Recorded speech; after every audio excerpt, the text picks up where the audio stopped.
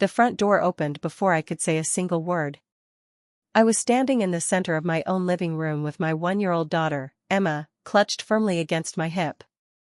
I was still wearing my army dress uniform, the fabric stiff and heavy, a stark, uncomfortable reminder of the long hours I had just clocked at Fort Liberty. I was tired, that specific, deep-seated military exhaustion that settles into your marrow and refuses to leave, the kind that makes your eyelids feel like they are weighted with lead. But underneath that fatigue, there was a flicker of hope, a soft, warm glow that had carried me through the day. I was finally home. However, the scene that greeted me was anything but welcoming. My husband, Daniel, stood near the coffee table, his face a mask of cold hostility. Scattered around the living room were his relatives, his mother, Patricia, his sister, his uncle, and various cousins. They sat shoulder to shoulder on the couch, on folding chairs, and even along the wall. Their expressions were not ones of concern or even anger, they were faces of cold, calculated judgment. They looked at me as if I were a common criminal, a stranger who had breached their fortress. Daniel, my husband, the man I had stood by for 9 years, stood near the center of the room. With a sneer that I had never seen before, he slapped a manila envelope onto the coffee table. The thud echoed against the hardwood floor. "Cold as ice," he said, his voice dripping with a rehearsed, cruel indifference. "She's not my child. The DNA results are in." For a heartbeat, time stopped. The world narrowed down to that piece of paper. I felt a cold wave of numbness wash over me, starting from my feet and settling deep in my chest. My hands trembled, and Emma, sensing my sudden physical distress, let out a confused, high-pitched whimper. Before I could even open my mouth to demand an explanation, Patricia, my mother-in-law, stepped forward. Her face was a mask of pure, unadulterated hatred. She pointed a shaking finger at the threshold of the house and shrieked, "Get out! You've humiliated this family, and you are no longer welcome under this roof." The air was knocked out of me. I looked at the relatives I had cooked for, cared for, and treated with kindness for nearly a decade. They wouldn't meet my eyes. Then, as if the universe itself had decided that the scales of justice needed to be balanced, the front door, which had remained ajar, swung open wide. The man who stepped across that threshold did not walk, he seemed to materialize out of the shadows. The atmosphere in the room shifted instantly. The collective tension, the smug satisfaction of Daniel and his mother, and the quiet murmurs of the relatives were all abruptly silenced. The man was Lieutenant General Robert Hayes. He stood in the doorway, his silhouette imposing, his full army service uniform perfect, the 3 stars on his shoulders catching the overhead light. He didn't need to raise his voice, his presence was a command that forced every heart in that room to skip a beat. But to understand the weight of this moment, we must go back to that morning. The sun had risen over Fort Liberty in North Carolina, casting long, golden shadows across the training grounds. I had been finishing administrative duty, pushing through a mountain of paperwork that felt like a mountain of stone. I was tired, that deep-down, soul-level exhaustion that only comes after long stretches of military service. My bones felt heavy, my mind was foggy, and all I wanted was the comfort of my own bed. But there was a persistent hum of joy beneath the fatigue. I was going home. I was finally going to be with my daughter, Emma, and my husband, Daniel. At 3 p.m., my phone buzzed in my pocket. A text from Daniel, "Don't be late tonight. Mom has a surprise waiting for you." I stared at the screen, a small smile playing on my lips. A surprise. After months of cold, distant calls and short, clipped replies that felt more like duty reports than conversations between spouses, the text felt like a ray of hope. I convinced myself that perhaps Daniel was finally trying to mend the fraying edges of our marriage. Perhaps Patricia had finally decided to accept me. I typed back, "That's sweet. I'll be there by 6. The ride home was an exercise in anticipation. When I picked Emma up from daycare, she reached for me with both arms, babbling, "Mama, Mama," as if she had been waiting for the exact moment of my arrival. I fixed the little white bow in her hair, buckled her into her car seat, and drove home with the windows cracked. The spring air was sweet, and I found myself smiling at the passing trees. I remember thinking, maybe this is the start of something better. Maybe everything I've been sacrificing for will finally pay off in a happy home. The house looked beautiful when I pulled into the driveway. The golden hour light hit the windows, making the place glow with warmth. There were lights on in every room, and cars lined the curb: Daniel's truck, his sister's SUV, his uncle's old Cadillac. I laughed softly to myself, a sound of genuine relief.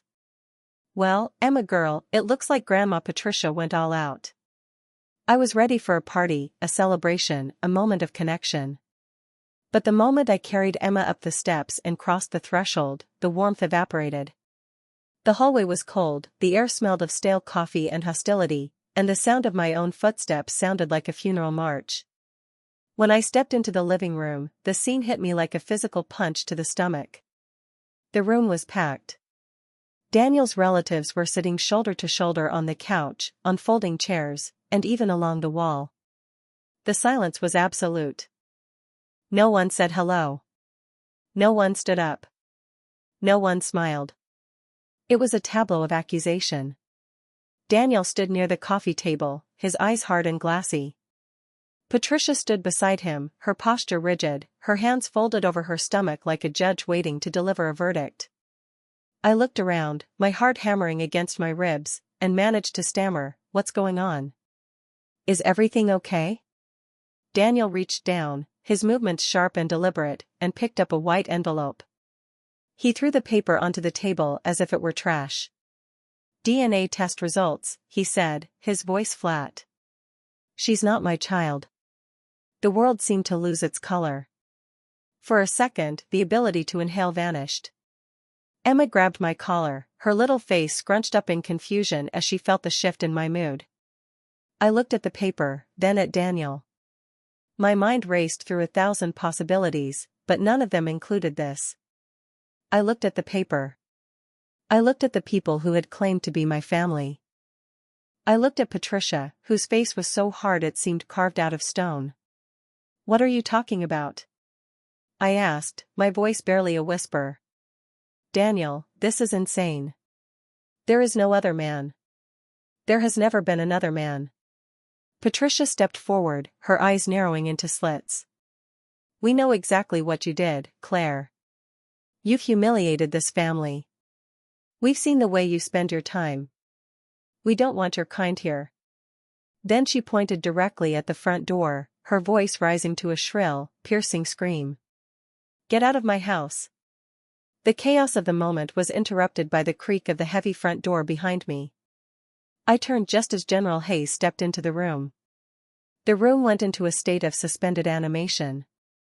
The general took in the scene with the eye of a veteran tactician.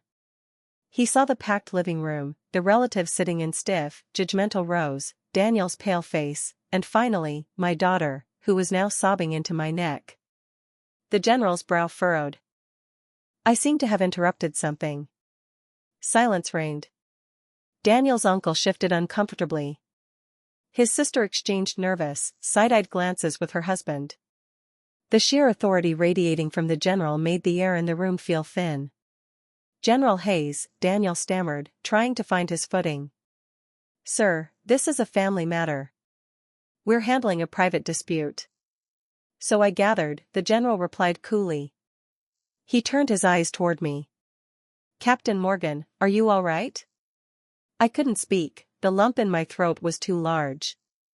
Emma buried her face further into my shoulder and began to wail.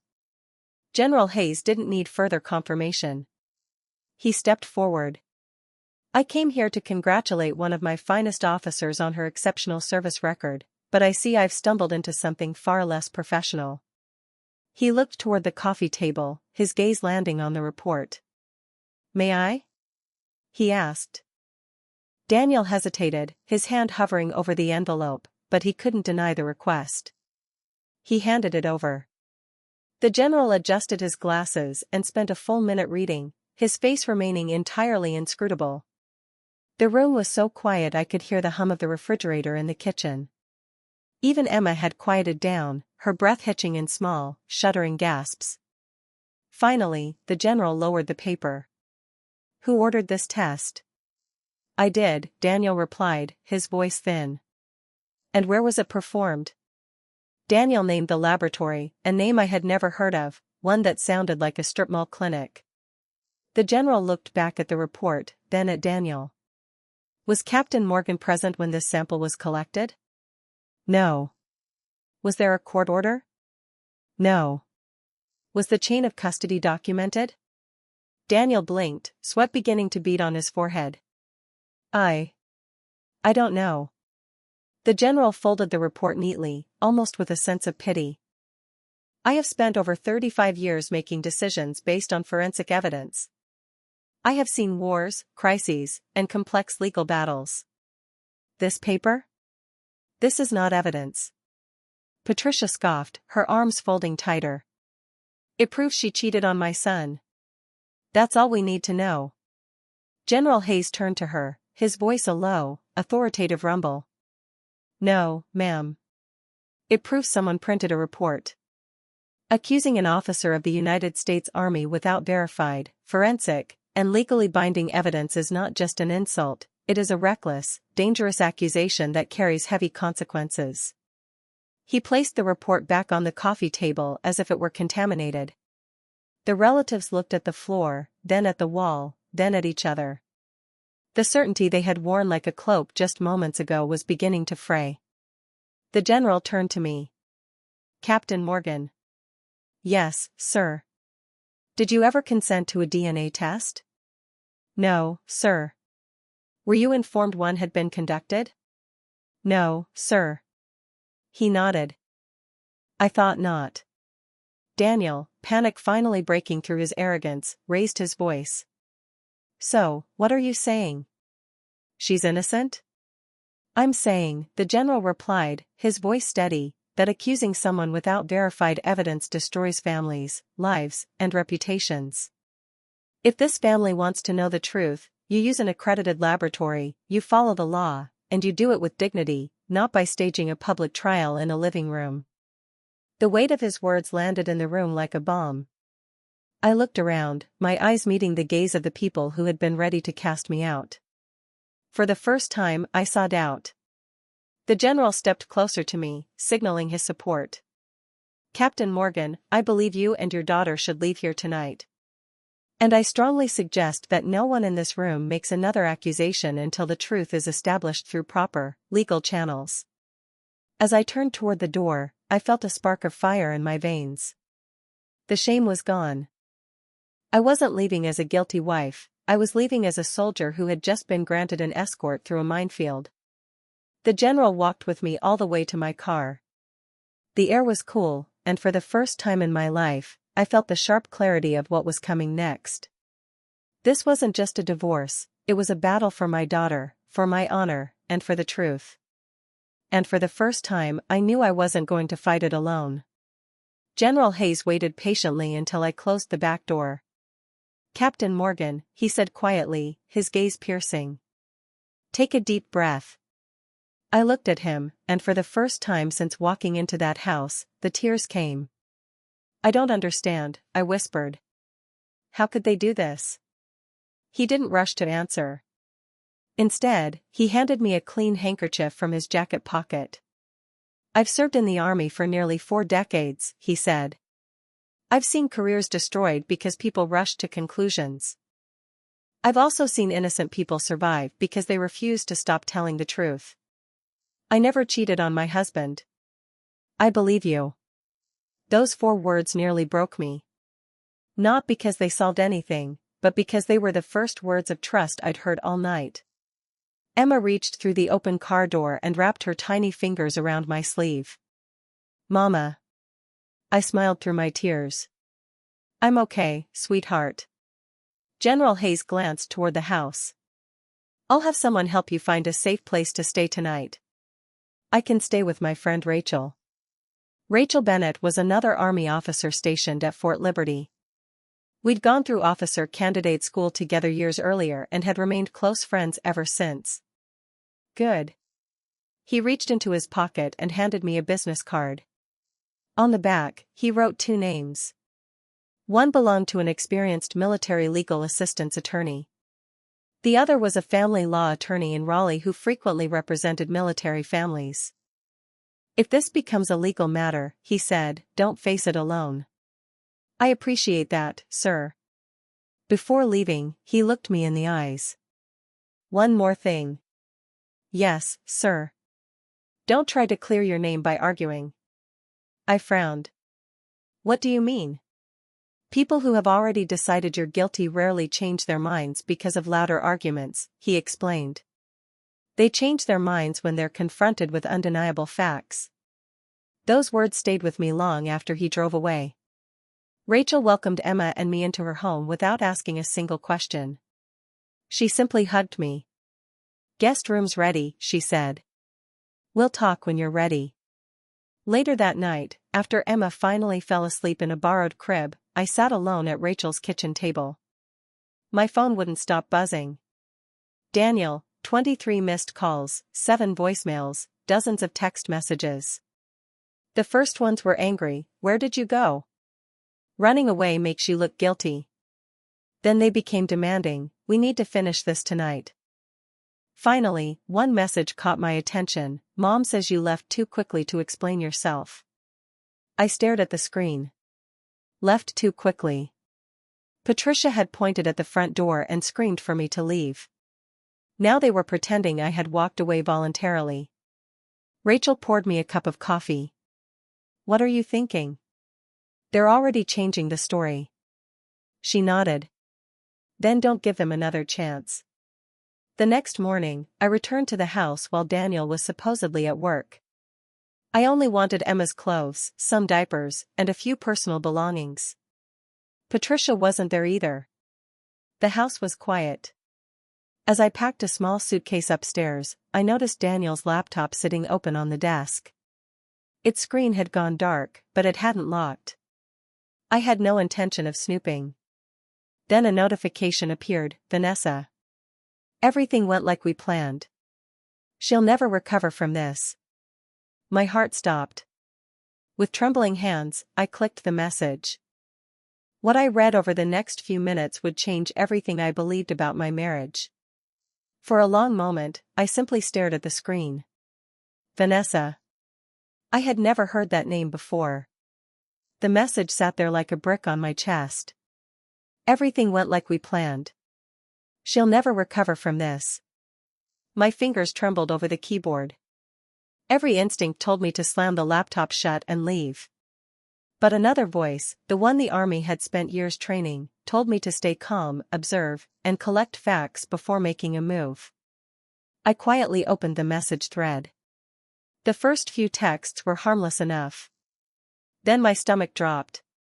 "Vanessa, did everyone believe the DNA report?" "Daniel, every single one of them." Another message, "Vanessa, did your mom throw her out?" "Daniel, exactly like we planned." I stopped breathing for a second. This hadn't been an emotional outburst. It hadn't been a misunderstanding. It had been planned weeks before I came home. I quickly used my phone to photograph every page of the conversation. There were dozens of messages. Some talked about embarrassing me in front of Daniel's entire family. Others discussed making sure I left the house without asking questions. One message caught my attention immediately, "Vanessa, once she's gone, selling the house will be easier." Selling the house? I frowned. Daniel had never mentioned selling our home. Then another message appeared farther down, "Daniel, she'll probably just go back to the army. She won't fight me." The words hurt far more than I expected. After 9 years of marriage, he believed he knew exactly how I would react. I took more photographs. Then I noticed another folder on the desktop labeled taxes. I almost ignored it. Almost. Inside were several PDF files and recent bank statements. One transfer immediately stood out, 18,500 transferred from our joint savings account. 3 weeks earlier, I opened another statement, another transfer, 12,000. Then another. Almost 40,000 had quietly disappeared while I was serving my country. I whispered to myself, "What have you done, Daniel?" A car door slammed outside. I froze. Looking through the upstairs window, I saw Patricia pulling into the driveway. She wasn't supposed to be home. I quickly emailed the photographs from my phone to my private email account, logged out of the laptop, and closed it exactly the way I'd found it. Then I grabbed Emma's diaper bag and hurried downstairs. Patricia walked through the front door just as I reached the hallway. Her expression immediately hardened. "I thought I told you to stay away. I'm only here for Emma's things." She crossed her arms. "You've already destroyed enough." I looked at her calmly. "I didn't destroy this family." She laughed bitterly. "You expect me to believe that?" "No." I lifted Emma into my arms. "I expect the truth to speak for itself." Without another word, I walked past her. For the first time in my life, I didn't feel the need to defend myself. Outside, I buckled Emma into her car seat and drove straight to the office listed on the business card General Hayes had given me. Attorney Melissa Carter welcomed me into her office that afternoon. She listened carefully as I described everything that had happened. When I finished, I handed her my phone. She slowly scrolled through every photograph. Her eyebrows rose. Finally, she looked up. "Captain Morgan." "Yes. I've handled military family cases for 22 years. She tapped one of the screenshots. "I believe your husband didn't just try to humiliate you. I believe he planned to defraud you." The room suddenly felt very quiet. I realized this was no longer just about a fake DNA test. It was becoming something much bigger. And Daniel had no idea his own messages had just become the strongest evidence against him. I walked out of Melissa Carter's office carrying a folder that suddenly felt heavier than anything I'd ever hauled through Army training. Not because of its weight, but because of what it represented. Evidence. Real evidence. For the first time since that terrible night, I wasn't relying on my emotions. I had facts. Melissa had asked me to remain calm. "Captain Morgan," she said before I left, "from this point forward, don't confront your husband. Don't warn him. Let him believe his plan is working."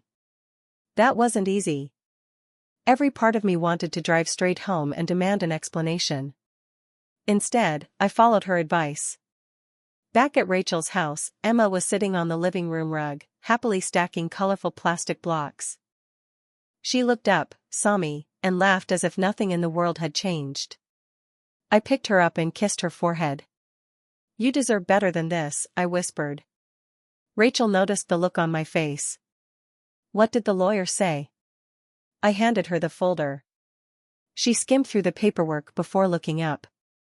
"Oh, Claire, it gets worse." I showed her the screenshots from Daniel's laptop.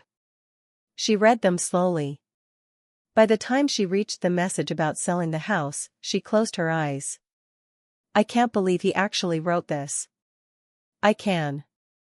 The words surprised even me. Somewhere deep inside, I realized I had been making excuses for Daniel for years. Every forgotten anniversary, every missed birthday, every time he complained about my military career, every time Patricia blamed me for putting the army before family, I'd always believed things would get better.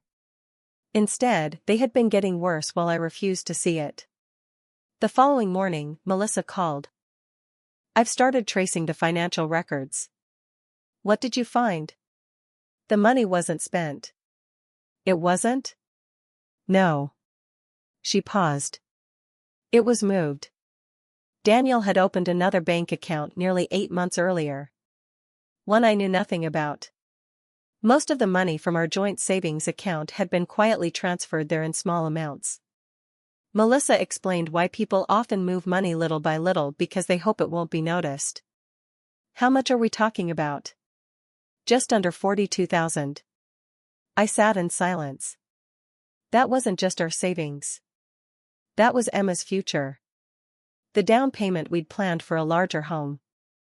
The emergency fund we'd spent years building together. I also found something else. "What?" "A consultation invoice from, who?" "A divorce attorney." The consultation had taken place almost a month before I returned from Fort Liberty. My heart sank. Daniel hadn't made a terrible decision in one emotional evening. He had been preparing for this while I was still serving my country. Melissa continued. And Claire, yes, the DNA laboratory listed on that report. I waited. It doesn't appear to be accredited. What does that mean? It means the report would likely carry little or no weight in court. So, it may not even be legitimate. I leaned back in my chair. The room suddenly felt very quiet. Daniel hadn't simply believed a fake report. He had chosen to use one. That afternoon, another unexpected call came, General Hayes. Captain Morgan. Good afternoon, sir. I wanted to check on you and Emma. We're safe. I'm glad.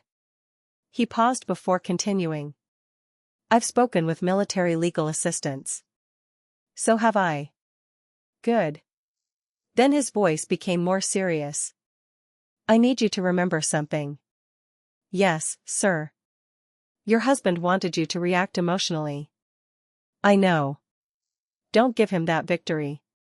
After we hung up, I looked out Rachel's kitchen window. Emma was chasing Bubbles across the backyard while Rachel laughed beside her. For the first time in days, I didn't feel broken. I felt focused. Daniel thought he had already won. He had no idea that every lie he told was becoming another piece of evidence waiting for him in court. The court-approved DNA test was scheduled for the following Tuesday. Melissa insisted that everything be handled through an accredited laboratory approved by the county court. No shortcuts, she reminded me. If the truth is on your side, let the process protect it. Daniel arrived 20 minutes late. He barely looked at me. Patricia followed him into the waiting room, carrying herself with the same confidence she'd worn the night she threw me out of the house. Emma sat quietly on my lap, clutching her favorite stuffed bunny. She had no idea why so many adults suddenly seemed angry. Melissa leaned over and whispered, "No matter what happens today, stay calm." I nodded. I will. The DNA collection itself took less than 15 minutes. A technician gently swabbed the inside of Emma's cheek. Then Daniel's. Finally mine. Everything was documented. Every sample was sealed. Every signature was witnessed. Exactly the way General Hayes had said real evidence should be handled. As we walked toward the parking lot, Daniel finally spoke. You really think this is going to change anything? I looked at him. I think the truth already has. He laughed without humor. You've always been good at pretending. I didn't answer. Melissa had warned me, every unnecessary argument only gave him another opportunity to twist my words. So, I simply buckled Emma into her car seat and drove away. 3 days later, Melissa called. The results are in. My stomach tightened. Can I come to your office? Please do. I arrived less than an hour later. Melissa placed a sealed envelope on her desk. She didn't open it immediately. Instead, she looked me straight in the eyes. Claire, are you ready? I nodded. She carefully unfolded the report. Then she smiled. The probability of paternity is 99.9999. For several seconds, I couldn't speak. Tears rolled down my cheeks. Not because I had doubted Emma, I never had, but because I cried because the truth had finally been put into words no one could argue with. Melissa handed me a tissue. Congratulations. I laughed through my tears. That's a strange thing to say after everything that's happened. It isn't. She tapped the report. Today, the truth officially replaced the lie. That afternoon, Daniel received the same results. His response surprised everyone. He didn't apologize. He didn't call to ask how Emma was. Instead, he sent one short text, "The lab must have made a mistake." Melissa read the message and shook her head. When someone refuses to accept evidence, they're no longer searching for the truth. She was right. The next morning, Daniel called 6 times. I didn't answer. Then, Patricia left a voicemail, "Claire, we need to talk." It wasn't an apology. It wasn't concern for Emma. It was panic.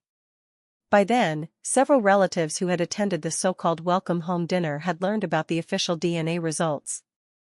Daniel's younger sister, Emily, was the first to reach out. "Claire," she said quietly over the phone, "I owe you an apology." "You don't owe me anything. I sat there and watched everyone accuse you." Her voice cracked. "I should have stood up for you." I closed my eyes. "I appreciate you calling." There was something else. "What? The night you left?" She hesitated.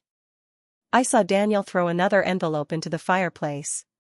My heart skipped. "What kind of envelope?" "I don't know." But after hearing about the real DNA test, she took a deep breath. "I think whatever was inside would have proven he was lying from the beginning." After we hung up, I stared out the window. Daniel wasn't fighting to save our marriage, he was fighting to save the lie he had built. And with every passing day, that lie was falling apart. By the end of that week, the story had spread through Daniel's family. Not because I told anyone, but because the official DNA results spoke for themselves.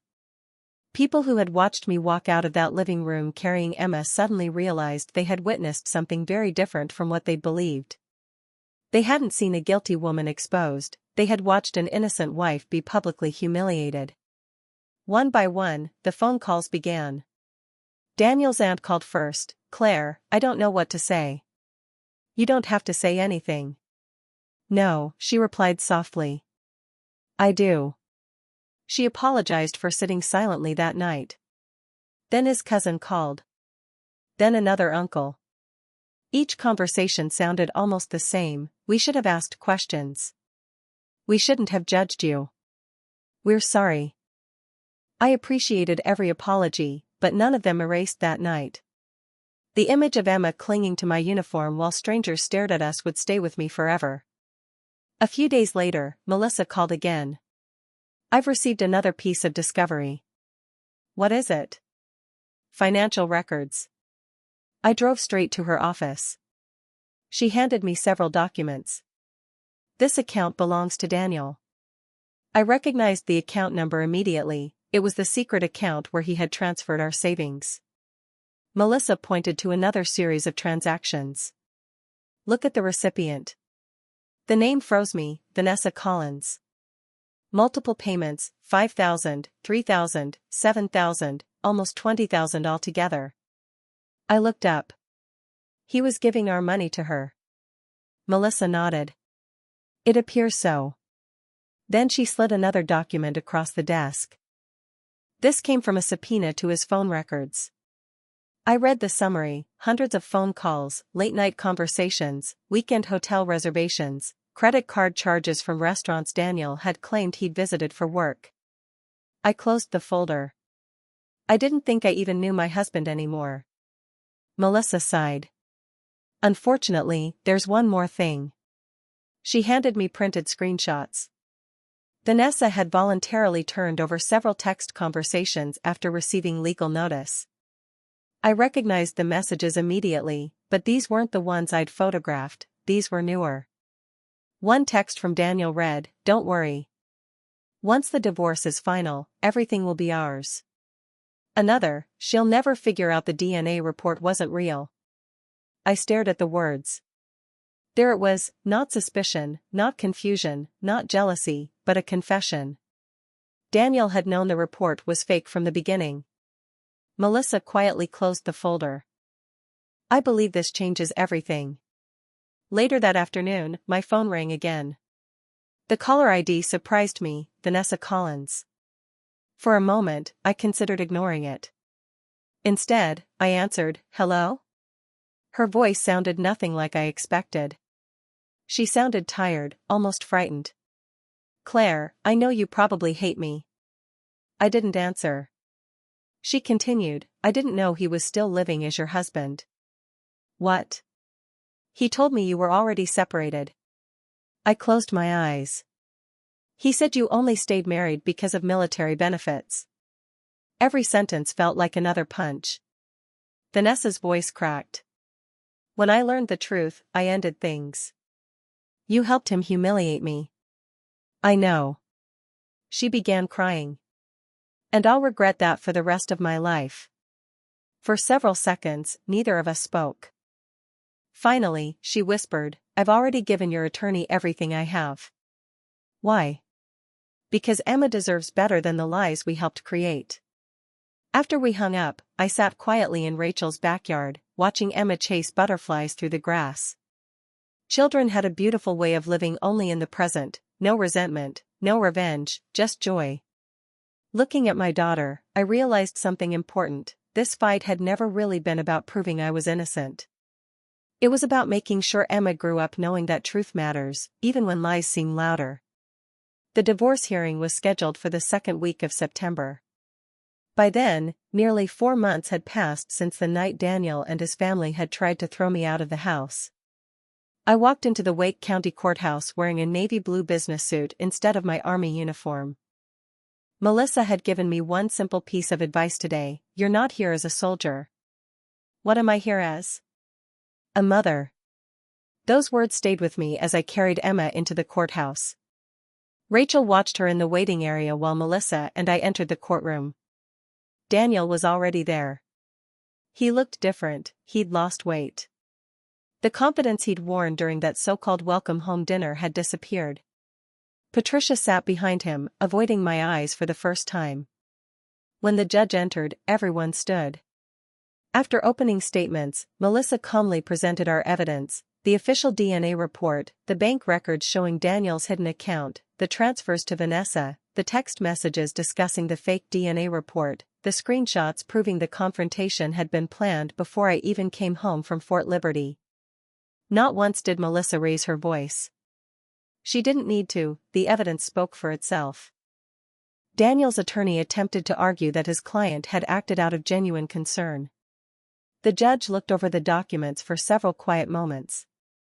Then he asked Daniel one question: did you know this DNA report had not been verified by an accredited laboratory? Daniel hesitated. I wasn't sure. Melissa immediately handed the judge another exhibit, one of Daniel's own text messages: she'll never figure out the DNA report wasn't real. The courtroom became completely silent. The judge adjusted his glasses. Mr. Morgan. His voice was calm but firm. This message suggests you knew exactly what you were doing. Daniel lowered his head. His attorney didn't ask another question. Next came the issue of custody. The judge reviewed Emma's medical records, daycare reports, my military service schedule, and statements from neighbors, Rachel, and even General Hayes. General Hayes wasn't present in court that morning. Instead, he had submitted a written character reference. The judge read part of it aloud: Captain Claire Morgan has consistently demonstrated honesty, integrity, and exceptional judgment throughout her military career. I trust her completely as an officer and as a parent. Hearing those words nearly brought tears to my eyes, not because they praised me, but because someone had taken the time to defend my character when it mattered most. The hearing lasted nearly 4 hours.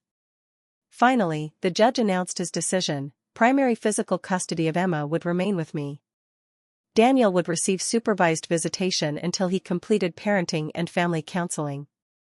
The hidden money transferred from our joint savings account would be returned to the marital estate.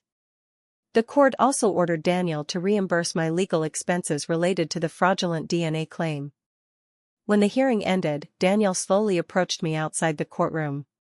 For a moment, I thought he might finally apologize. Instead, he quietly asked, "Do you really think you won?" I looked at Emma, sleeping peacefully in her stroller, then back at him. This was never about winning. I paused. It was about protecting our daughter from the consequences of your choices. Without another word, I turned and walked away. For the first time in months, I didn't feel like someone seeking revenge. I felt like a mother who had finally found justice. Almost 6 months passed before I saw Patricia again. Life had finally begun to settle into something that resembled peace. Emma was growing fast. She had started putting little sentences together, and every morning she insisted on helping me make breakfast, even if helping usually meant dropping blueberries on the kitchen floor. I had returned to full duty at Fort Liberty, balancing motherhood and my Army career one careful day at a time. For the first time in years, coming home felt safe. Then one quiet Saturday afternoon, someone knocked on Rachel's front door. Rachel glanced through the window. "Claire," her voice sounded surprised. "I think you'd better see this." I walked over. Standing on the front porch was Patricia. She looked older, not just older, but smaller somehow. The confident woman who had ordered me out of her house had disappeared. In her place stood an 80-year-old widow holding a small white gift bag. Rachel looked at me. "You want me to send her away?" I thought about it. A few months earlier, I probably would have. Instead, I quietly nodded. "I'll talk to her." I stepped outside and gently closed the front door behind me. For several seconds, neither of us spoke. Finally, Patricia broke the silence. "I don't expect you to forgive me." I folded my arms. "Then, why are you here?" She looked down at the gift bag in her hands. "I've replayed that night in my head every single day." Her voice trembled. "I keep hearing myself yelling at you." I didn't answer. "I watched you standing there with Emma." She wiped away a tear. "And I never once asked if my own son was telling the truth." The words hung between us. They were the first honest thing I had ever heard Patricia say about that night. "I believed him," she whispered. "I know. I wanted to protect my family." I looked at her calmly. "You already had one." She closed her eyes. For a moment, she couldn't speak. When she finally looked up, her face was wet with tears. "I failed you." I didn't know what to say, because she was right, she had. Patricia slowly handed me the gift bag. "These belonged to Daniel's grandmother." Inside was a tiny, hand-knitted baby blanket, cream-colored, perfectly preserved. "My mother made it when Daniel was born." She smiled sadly. "I think Emma should have it." I carefully folded the blanket back into the bag. "Thank you." Patricia nodded. Then she took a deep breath. "There was another reason I came." I waited. "I'd like the chance." She paused. "To know my granddaughter." For the first time, she didn't call Emma that child. She called her granddaughter. It was a small difference, but it mattered. "I can't pretend none of this happened," I said gently. "I know. You accused me in front of your entire family." "I know. You tried to throw us out." "I know." She never argued. She never made excuses. She simply accepted every word. "I can't promise things will ever be the way they were." I wouldn't ask that. "But I also won't teach Emma to carry hatred." Patricia's eyes filled with tears again. So I took a slow breath. "We'll start with short visits." She covered her mouth. "You mean that?" "I mean we'll take one step at a time." She quietly nodded. "That's more kindness than I deserve." As she walked back to her car, I stood on the porch watching her leave. Forgiveness, I realized, wasn't forgetting. It wasn't pretending the pain never happened, it was choosing not to let that pain become Emma's inheritance. And somehow, that choice felt stronger than any revenge I could have imagined. 1 year later, my life looked nothing like it had the night I walked into that so-called welcome home dinner. In many ways, it looked better than I had ever imagined. Emma was almost 2.5 years old now. Every morning, she raced through the house with the same stuffed bunny she'd clutched during those difficult weeks. She filled every room with laughter, reminding me that children have an incredible gift. They don't measure life by its worst moments, they measure it by love. I had accepted a promotion to major and continued serving at Fort Liberty. The promotion wasn't just another rank on my uniform, it represented every early morning, every deployment, every sacrifice, and every moment I had refused to let someone else's lies define who I was. General Hayes pinned my new rank during a small ceremony attended by fellow officers Rachel and Emma. Afterward, he shook my hand. "I'm proud of the officer you've become," he said. Then he smiled at Emma. "And even prouder of the mother." Those words meant more to me than any medal I'd ever received. Rachel laughed. "I told you a year ago you'd get through this." "You did. I just wish you'd believed me." "I do now." Life wasn't perfect, it never would be. Daniel completed the counseling required by the court. Over time, his supervised visits gradually became more natural, and he began rebuilding a relationship with Emma. Our conversations remained brief and focused entirely on our daughter. The anger that once lived between us slowly faded, not because the past disappeared, but because Emma deserved parents who could put her needs before their pride. Patricia also kept her promise. She never pushed for forgiveness, she earned trust one visit at a time. Sometimes she came over just to read Emma a story or bring homemade cookies.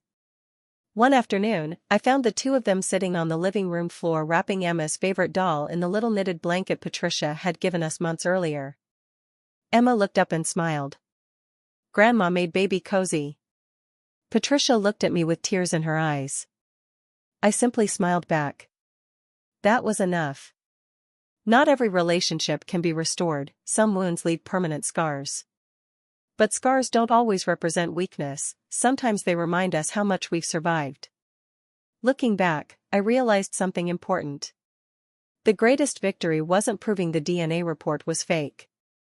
It wasn't winning in court. It wasn't recovering the money Daniel had hidden. It wasn't even hearing the apologies. The greatest victory was refusing to become bitter, because bitterness would have stolen something the lies never could, my peace. Today, when people ask me how I survived the hardest season of my life, I give them the same answer: the truth didn't save me overnight. It saved me one honest decision at a time. If my story has taught you anything, I hope it's this: never rush to judge someone based on accusations alone. Truth deserves patience, and people deserve the chance to be heard. The strongest form of revenge isn't cruelty, it's living with integrity when others expect you to break. Protect the people you love. Cherish your family and never let anger become the legacy you leave behind. And if this story touched your heart or reminded you of someone who needed a second chance, I'd be honored if you shared it with them. Feel free to leave a comment with your thoughts or experiences. And if you'd like to hear more stories about courage, justice, and hope, I'd love for you to subscribe and join me again. Thank you for spending this time with me. Take care of yourselves and of the people you love. The end.